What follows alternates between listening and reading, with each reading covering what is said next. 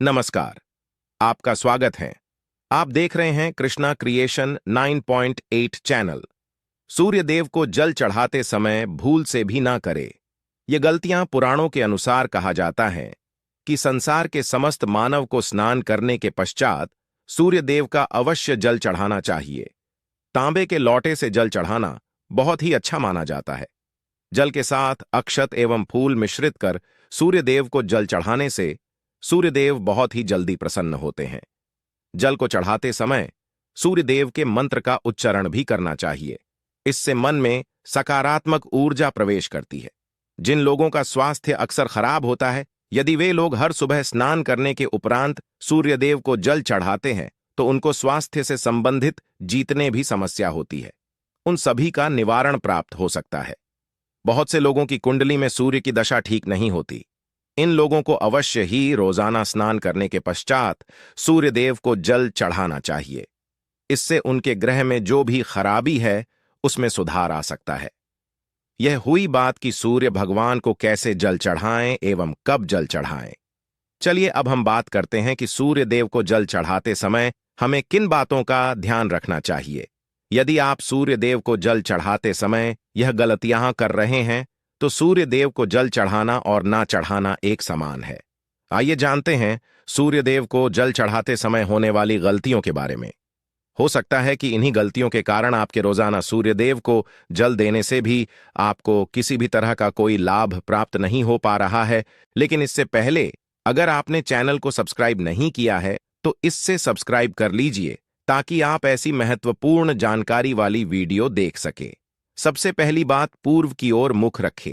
सूर्यदेव को हमेशा पूर्व की ओर मुख करके जल चढ़ाना चाहिए। हमेशा सूर्य की दिशा जब पूर्व की ओर हो उस वक्त ही जल चढ़ाने का प्रयत्न करना चाहिए।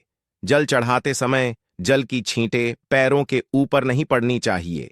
हमेशा इस बात का ध्यान रखें।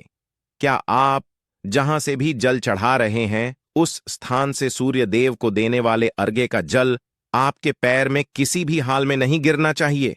अगर जल चढ़ाते वक्त आपके पैर में वो जल गिरता है तो ये अच्छी बात नहीं है, क्योंकि इससे सूर्यदेव क्रोधित होते हैं। आपके ऊपर अशुभ दृष्टि भी किसी की पड़ सकती है। सूर्यदेव को जल चढ़ाते समय सूर्यदेव के इस मंत्र का जाप करें, ओम सूर्याय नमः। दूसरी बात, बिना स्नान किए जल ना चढ़ा है। भूल से भी ये गलती ना करे कि बिना स्नान किए सूर्यदेव को जल ना चढ़ा है। सूर्यदेव को स्वच्छता बेदी पसंद है। ऐसे में यदि आप बिना स्नान किए उन्हें जल चढ़ाएंगे तो वो आपसे रुष्ट हो जाएंगे और आप जिस कारण से उन्हें जल चढ़ा रहे थे उस कार्य में भी आप असफल हो जाएंगे। तीसरी बात, ताम्रपात्र का उपयोग। आजकल प्लास्टिक का बड़ा फैशन चल रहा है। प्लास्टिक की किसी भी प्रकार की चीजों से सूर्यदेव का जल बिल्कुल भी अर्पित ना करें। इसके अलावा स्टील, पीतल, कांच इत्यादि पात्रों का भी प्रयोग ना करें। सूर्यदेव को जल चढ़ाने के लिए हमेशा ताम्र पात्र का प्रयोग करना चाहिए।